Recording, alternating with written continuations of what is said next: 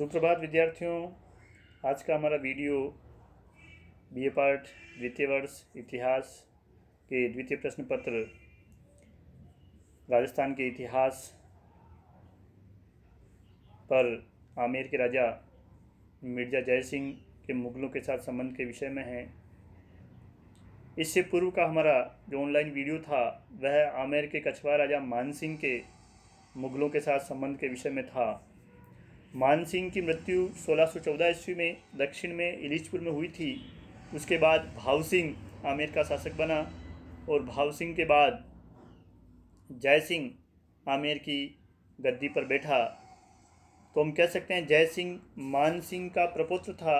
वह मान सिंह के पुत्र जगत सिंह के पुत्र महासिंह का पुत्र था और जय सिंह की माता दमयंती मेवाड़ महाराणा उदय सिंह की पोती थी। तो इस प्रकार जय सिंह का जो प्रारंभिक शिक्षा दीक्षा जो हुई वह दौसा में हुई। जय सिंह को फारसी, हिंदू, उर्दू, संस्कृत आदि भाषाओं के साथ धार्मिक एवं व्यवहारिक शिक्षा भी दी गई थी। अपने जीवन के प्रारंभिक काल में ही उसे सैन्य प्रशिक्षण भी दिया गया। अल्पायु में ही वह एक प्रकार से श्रेष्ठ कूटनीतिज्ञ और योग्य सेनानायक बन गया था। 1621 ईस्वी में जब भाव सिंह की मृत्यु हुई तो वह दौसा से आमेर लाया गया और केवल 10 वर्ष की आयु में गद्दी पर बिठाया गया 1621 ईस्वी में। 46 वर्ष तक जय सिंह आमेर का शासक रहा और इस दौरान उसने 3 मुगल बादशाहों जहांगीर, शाहजहां और औरंगजेब की सेवा की।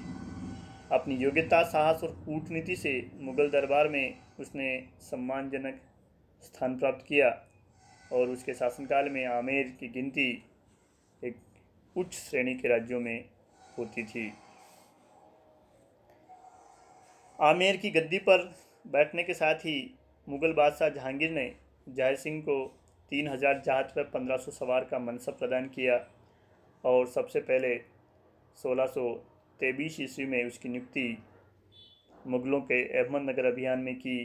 अहमदनगर में इस समय मलिक अंबर मुगलों को काफ़ी परेशान कर रहा था और मुगलों को काफ़ी प्रयासों के बाद भी सफलता नहीं मिल रही थी। जय सिंह ने इस अभियान में अदम्य साहस और रण कौशल का परिचय दिया, जिससे मलिक अंबर को घुटने टेकने पड़े। जहांगीर इस पहले ही अभियान में जय सिंह की वीरता से काफ़ी प्रसन्न हुआ और उसे दलेल खां पठान के विरुद्ध भेजा गया, जहां उसने दलेल खां को पराजित करके प्रसिद्धि प्राप्त की। इस विजय के फलस्वरूप जहांगीर ने उसे दरबार में सम्मानित किया और 1627 में जय सिंह का मनसब बढ़ाकर 4000 जात व 3000 सवार कर दिया गया। सम्मान स्वरूप उसे डंका व झंडा भी दिया गया। जहांगीरनामा में जहांगीर ने जय सिंह की सफलताओं का वर्णन काफ़ी सम्मान के साथ किया है। शाहजहां के शासनकाल में जय सिंह की ख्याति चहुं ओर बढ़ी। शाहजहां ने अपने शासनकाल के प्रारंभ में ही उसका मनसब बढ़ा करके 4000 कर दिया और उसे आगरा के पास महावन के जाटों का विद्रोह दबाने के लिए भेजा गया। इस विद्रोह का जय सिंह ने पूर्ण रूप से दमन कर दिया। फलस्वरूप मुगल सम्राट शाहजहां ने उसे और खानेजहां लोधी दोनों को दक्षिण में अहमदनगर राज्य की बची खुची शक्ति को नष्ट करने के लिए भेजा। मगर जब खानेजहां विद्रोही हो गया तब जय सिंह 1628 में बादशाह के पास अजमेर पहुंच गया। बादशाह ने उसे खानेजहां के विद्रोह को दबाने का आदेश दिया। जय सिंह ने शाही आज्ञा का पालन करते हुए खानेजहां को धौलपुर, रीवा, नीमी इत्यादि युद्धों में पराजित करके उसे भागने पर विवश कर दिया और अंत में खानेजहां के विद्रोह का दमन हो गया और इस विद्रोह के दमन के पश्चात जय सिंह की जो धाक है वो मुगल सेना में जम गई। उत्तर पश्चिमी सीमांत में उज़्बेकों के विद्रोह को दबाने के लिए भी 1629 ईस्वी में शाहजहाँ ने उसे उत्तर पश्चिमी सीमा प्रांत में भेजा। जयसिंह ने यहाँ भी उपद्रवियों को दबाने में पूर्ण रूपेण सफलता प्राप्त की और जो उपद्रवी शेष रह गए थे वो या तो भाग गए या उन्होंने मुगल अधीनता स्वीकार कर ली। 28 मई 1633 को आगरा में जब बादशाह शाहजहाँ और उसका परिवार हाथियों की लड़ाई देख रहा था, उस समय एक हाथी बिगड़कर शहजादे औरंगजेब की ओर बढ़ा। सभी लोग एक प्रकार से की करते विमूढ़ हो गए। हाथी औरंगजेब को अपने पैरों तले से कुचलने ही वाला था कि जयसिंह ने दौड़कर हाथी पर भाले का वार किया, जिससे घायल हाथी वापस लौट गया और इस घटना से जयसिंह की प्रसिद्धि काफ़ी फैल गई। दरबार में उसे शाहजहाँ ने सम्मानित किया। 1634 ईस्वी में परेंडे के घेरे के दौरान उसे सूजा की सहायतार्थ नियुक्त किया गया और उसने परेंडे के घेरे में मुग़लों की काफ़ी महत्वपूर्ण सेवा की, मगर मुग़लों को वहाँ सफलता नहीं मिली और उन्हें परेंडे का घेरा उठाना पड़ा। फिर भी जयसिंह के युद्ध कौशल ने मुग़ल दरबार को प्रभावित किया। शाहजी भोसले के विरुद्ध, जो कि शिवाजी के पिताजी थे, जयसिंह को सफलता मिली। शाहजी ने, जो कि इस समय बीजापुर राज्य की सेवा में थे, मुग़लों के अधीन दौलताबाद के थाने को घेर लिया और छापामार युद्ध पद्धति के द्वारा मुग़ल सेना को परेशान करने लगे। जयसिंह ने परेंडा से हटने के बाद शाहजी का सामना किया और मराठों की छापामार युद्ध नीति के जवाब में उसने भी इसी पद्धति को अपनाया और मराठों की रसद बंद कर दी और मराठों के 3000 सैनिक और 800 रसद से भरी बैलगाड़ियों को बंदी बना लिया। अंत में शाहजी को अपनी पराजय स्वीकार करनी पड़ी। बादशाह शाहजहाँ जयसिंह की सफलता से काफ़ी खुश हुआ और उसने 1636 ईस्वी में जयसिंह का मनसब बढ़ा करके 5000 कर दिया। 1636 में बीजापुर और गोलकुंडा के विरुद्ध मुग़ल अभियान में जयसिंह को शाही सेना के हरावल का सेनापति बनाया गया, मगर जल्दी ही जयसिंह के साहस और वीरता के कारण गोलकुंडा और बीजापुर में मुग़लों को सफलता मिली। बादशाह जयसिंह की इन सेवाओं से बहुत प्रसन्न हुआ और उसने उसे पद वृद्धि और 400 एवं अजमेर दे करके उसे सम्मानित किया। 1637 ईस्वी में जयसिंह को शहजादे शुजा के साथ कंधार अभियान पर भेजा गया। इस अवसर पर शाहजहाँ ने उसे मिर्ज़ा राजा की पदवी से भी विभूषित किया, मगर बिना युद्ध के ही कंधार के फारसी गवर्नर अली मर्दान ने कंधार का दुर्ग मुग़लों को सौंप दिया।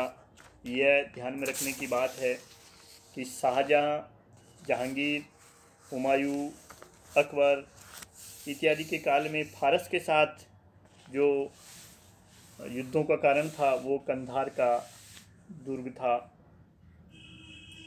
1646-47 ईस्वी में शाहजहाँ के मध्य एशियाई अभियानों में जयसिंह ने मुराद व औरंगजेब के सहयोगी की भूमिका निभाई और शत्रुओं के पांव उखाड़ने में अपनी साहस और दक्षता का परिचय दिया।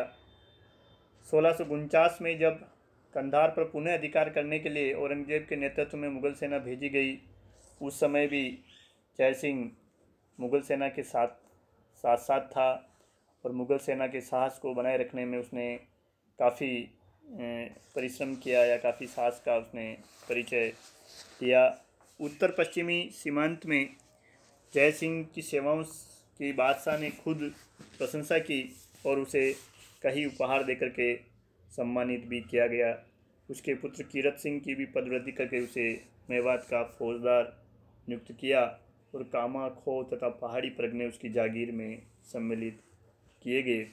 1652 में पुनः कंधार अभियान में जयसिंह ने मुग़ल सेना का संचालन अग्रभाग में रह कर के किया और बादशाह ने प्रसन्न होकर के उसे सुलेमान सीको के साथ काबुल का सूबेदार नियुक्त किया। शाहजहाँ की बीमारी के कारण जब मुग़ल शहजादों में उत्तराधिकार का युद्ध हुआ, उस समय जय सिंह शाहजहाँ के आदेश पर शाह शुजा को दबाने के लिए बहादुरपुर की ओर बढ़ा और उसने बहादुरपुर के युद्ध में 24 फरवरी 1658 को शहजादे शुजा की सेना को पराजित किया और उसका बंगाल तक पीछा करने के बाद आगरा लौट आया। बादशाह ने इस सफलता के उपलक्ष्य में जय सिंह का मनसब बढ़ाकर 6000 जात और 6000 सवार कर दिया।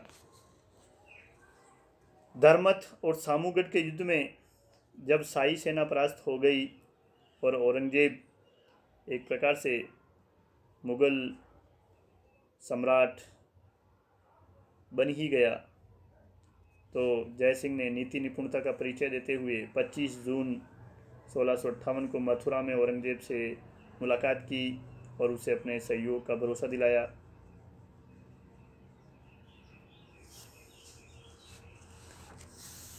सामूगढ़ के युद्ध में परास्त होने के बाद दारा आगरा, लाहौर और मुल्तान होता हुआ जब जोधपुर पहुंचा, तब जोधपुर के महाराजा जसवंत सिंह से उसने सहायता मांगी और जसवंत सिंह ने दारा को सहायता देना मान लिया। मगर जय सिंह ने इस समय जसवंत सिंह को समझाया और उसे उसकी औरंगजेब से मुलाकात करवाई।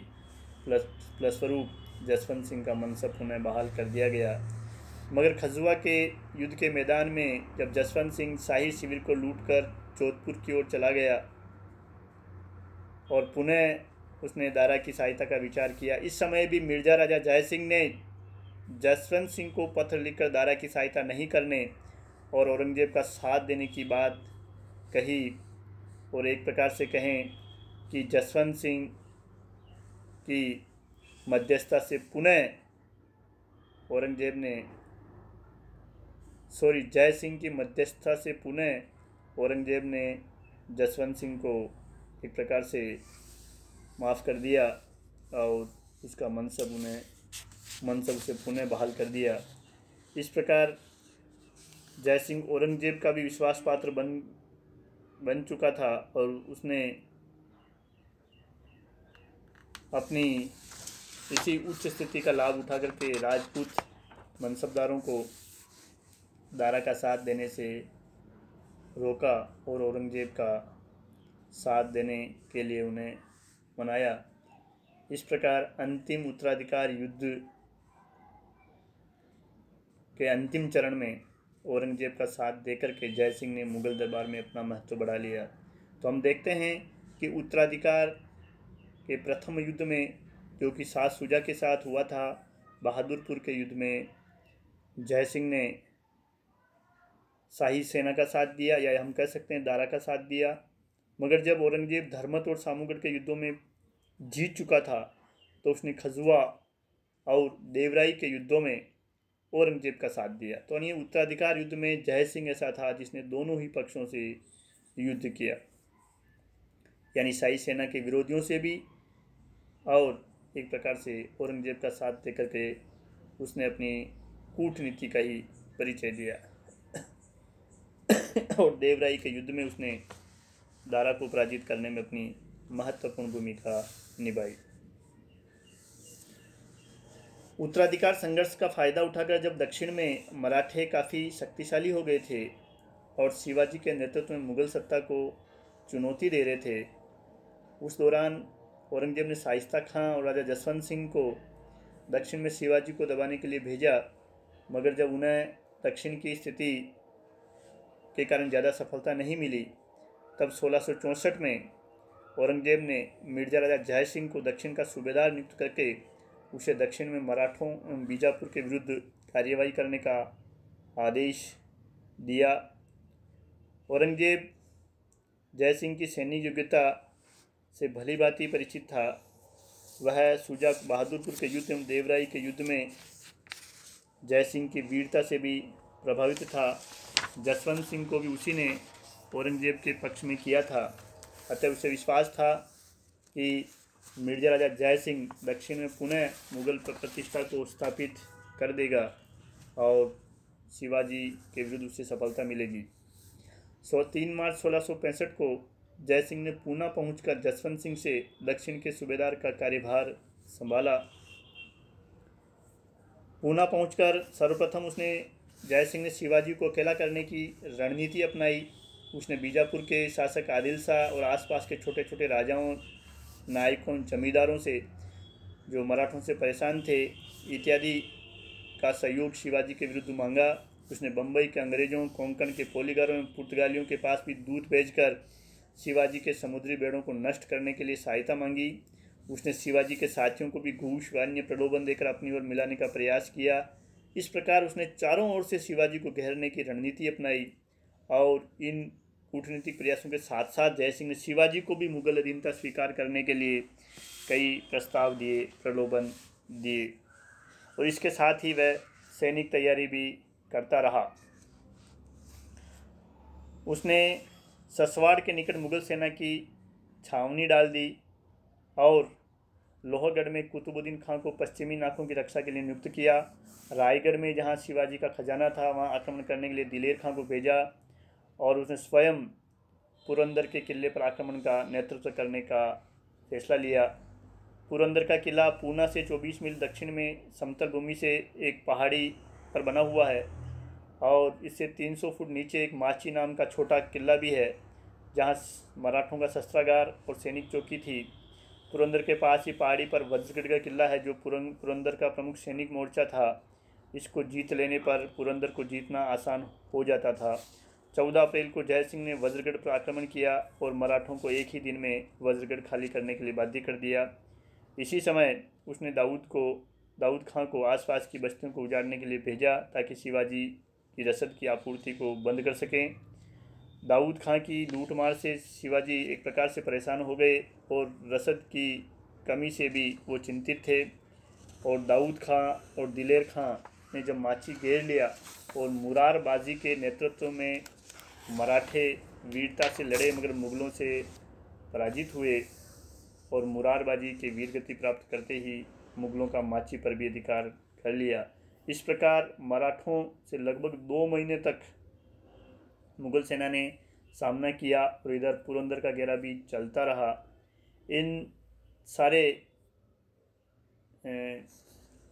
इन चारों ओर से गिरने के बाद आखिरकार शिवाजी ने युद्ध को व्यर्थ समझा और जयसिंह से संधि का प्रस्ताव जयसिंह के पास भेजा। मगर जयसिंह शिवाजी का आत्मसमर्पण चाहता था, वह मराठा किलों पर भी मुगल अधिकार चाहता था। इसके बदले में उसने शिवाजी को मुगल दरबार में पद व सम्मान दिलाने का भी आश्वासन दिया।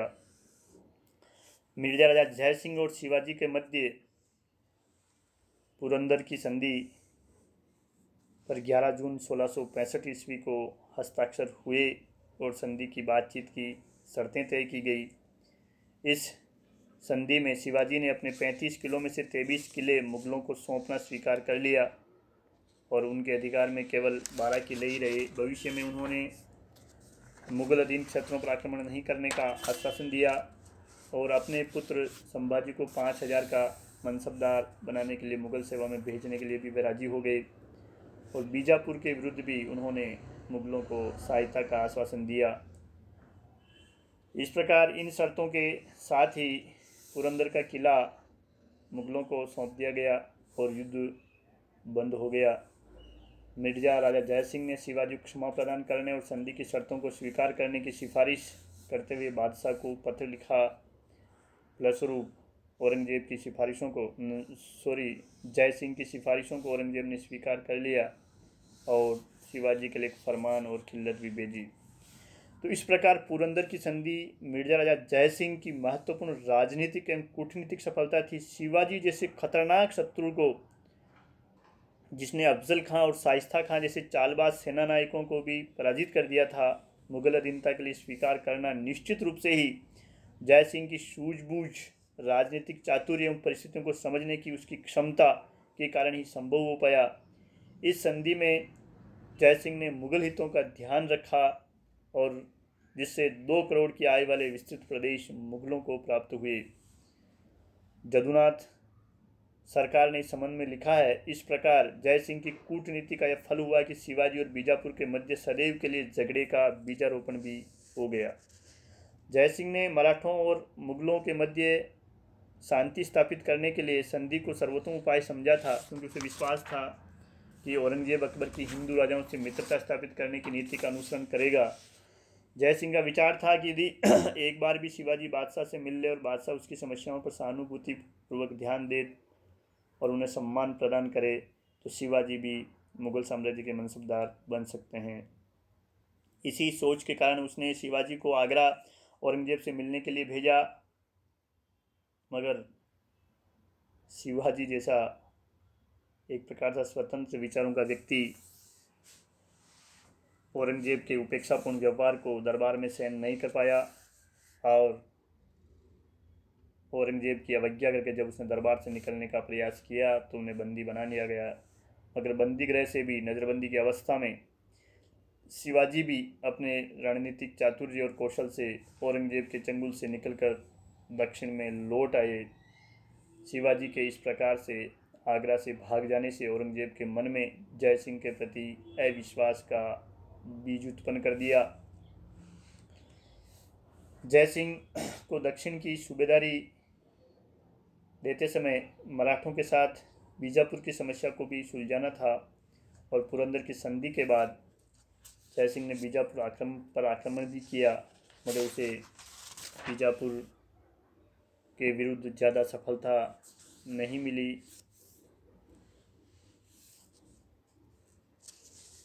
और मराठों ने भी मन से एक प्रकार से मुगलों का साथ नहीं दिया। एक प्रकार से हम कहें जयसिंह ने बीजापुर अभियान में जल्दबाजी की थी।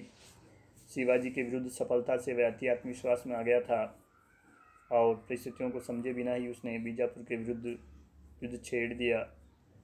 जब उसे बीजापुर के अभियान में असफलता के चिन्ह दिखाई देने लगे और बादशाह भी उससे असंतुष्ट रहने लगा तो अपनी प्रतिष्ठा बचाए रखने के लिए वह जल्दबाजी में एक भूल पर दूसरी भूल करता गया।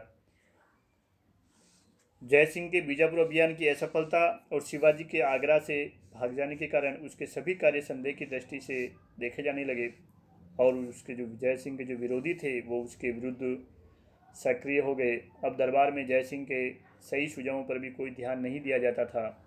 ऐसी निराशाजनक परिस्थिति में अक्टूबर 1667 में उसे औरंगाबाद आने का आदेश मिला और 1667 में मार्च 1667 में उसे दक्षिण से वापस लौटने का आदेश दिया गया। मई 1667 में शहजादा मुअज्जम और जसवंत सिंह को दक्षिण का कार्यभार सौंपकर जयसिंह राजधानी की ओर रवाना हुआ, मगर मार्ग में ही 2 जुलाई 1667 को बुरहानपुर में उसकी मृत्यु हो गई। कर्नल टोड का कहना है कि औरंगजेब के निर्देश पर जयसिंह के छोटे पुत्र कीर्ति सिंह ने अफीम में विष पिलाकर जयसिंह को दे दिया था, जिससे उसकी मृत्यु हो गई।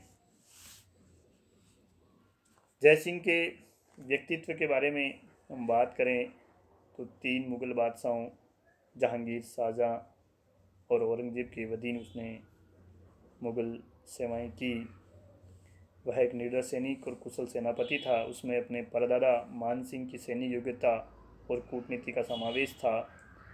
वह युद्ध विद्या में निपुण था और कूटनीतिक रूप से भी एक प्रकार से हम उसे दक्ष कह सकते हैं। मुग़लों के पश्चिमी अभियानों में अफ़गानिस्तान, कंधार, मुंगेर और उत्तर में आक्सस नदी के किनारे से लेकर दक्षिण में बीजापुर तक उसे मुग़ल सेना का नेतृत्व करने का अवसर मिला। बीजापुर को छोड़कर शेष अभियानों में उसने बादशाह की प्रशंसा ही प्राप्त की। तीनों ही मुग़ल सम्राट उसके युद्ध कौशल से प्रभावित थे और तीनों ने ही उसकी योग्यता को स्वीकार करते हुए उसे पद व प्रतिष्ठा प्रदान की। जय सिंह को अच्छा कूटनीतिज्ञ मान सकते हैं। उत्तराधिकार युद्ध में प्रारंभ में उसने दारा का साथ दिया, मगर औरंगजेब का पलड़ा भारी देखकर उसने दारा का साथ छोड़ दिया और जसवंत सिंह को भी दारा का साथ छोड़ करके औरंगजेब के समर्थन में लाना उसकी कूटनीतिक दक्षता का ही प्रमाण था। औरंगजेब जैसे संकालू शासक का विश्वास पात्र बनना एक प्रकार से टेढ़ी खीर था, फिर भी उसकी कूटनीतिक कुशलता के कारण वह औरंगजेब का भी विश्वास पात्र बन पाया। शिवाजी के विरुद्ध गुटबंदी करके उसे पुरंदर की संधि के लिए विवश करना जय सिंह की कूटनीति की पराकाष्ठा थी। वह शत्रुओं से भी काम निकाल लेता था और जो काम शक्ति से नहीं होता था वह उसे कूटनीति से कर लेता था। मुगल बादशाह इसी कारण उसे वह कार्य सौंपते थे जिसे दूसरे व्यक्ति करने में असफल रहते थे। जय सिंह एक अच्छा शासक भी था। उसका अधिकांश समय मुगल सेवा में व्यतीत होने के बाद भी उसने आमेर की शासन व्यवस्था का अच्छा प्रबंध किया। उस समय के 68वें अखबारात के माध्यम से हमें जय सिंह की शासन व्यवस्था का पता चलता है कि उसने मुगल प्रशासनिक व्यवस्था के आधार पर अपने राज्य में भी कई सुधार किए। व्यापार को बढ़ाने के लिए भी उसने काफ़ी प्रयास किए। इसी कारण उसके राज्य में शांति और व्यवस्था बनी रही और आमेर की समृद्धि में वृद्धि हुई। जय सिंह ने कलात्मक कार्यों में भी रुचि ली। आमेर के महल उसके स्थापत्य कला के प्रेम को अभिव्यक्त करते हैं, जिन पर उत्तर मुगलकालीन राजपूत मुगल शैली का प्रभाव है। आमेर में उसने जयगढ़ का किला बनवाया और औरंगाबाद में जय सिंहपुरा नामक नगर भी उसने बसाया। वह अनेक भाषाओं को जानता था और विद्वानों को उसने आश्रय दिया। बिहारी सतसई का रचयिता कवि बिहारी उसके दरबार की शोभा बढ़ाता था। बिहारी के प्रत्येक दोहे पर उसने एक स्वर्ण मुद्रा प्रदान करके और जागीर देकर के उसे सम्मानित किया। बिहारी के भांजे कवि कुलपति मिश्र ने उसके शासनकाल में 52 ग्रंथों की रचना की। जय सिंह चरित्र का रचयिता रामकवि उसके दरबार में था। एक प्रकार से हम कह सकते हैं कि उसके दरबार में अनेक भक्ति गीत ग्रंथों, साहित्य ग्रंथों और इतिहास ग्रंथों की रचना हुई। मिर्जा राजा जय सिंह जैसा वीर साहसी कूटनीतिज्ञ मुगल साम्राज्य प्रति निष्ठावान शासक के अंतिम दिन निराशा व मानसिक पीड़ा में बीते। जिस व्यक्ति ने मुगल साम्राज्य के लिए अपना सब कुछ दांव पर लगा दिया था, उसके विस्तार एवं उसको स्थायित्व देने के लिए अनेक युद्धों में अपनी जान जोखिम में डाली थी, वह केवल एक बीजापुर की असफलता से मिट्टी में मिल गया। बादशाह का उस पर संदेह करना और उसके सुझावों को दरकिनार कर दक्षिण से वापस बुलाना उस स्वाभिमानी राजा को सहन नहीं हुआ और इस महान हानि का बदला उसने आत्मोत्सर्ग के द्वारा दिया। उसके मुगल दरबार में उसको मनसबदारों में सर्वोच्च मनसब 7,000 जात व 7,000 सवार का मनसब से प्राप्त था। धन्यवाद। इस प्रकार मिर्जा राजा जय सिंह की मुगल सेवाओं के संबंध का आज का हमारा यह ऑनलाइन वीडियो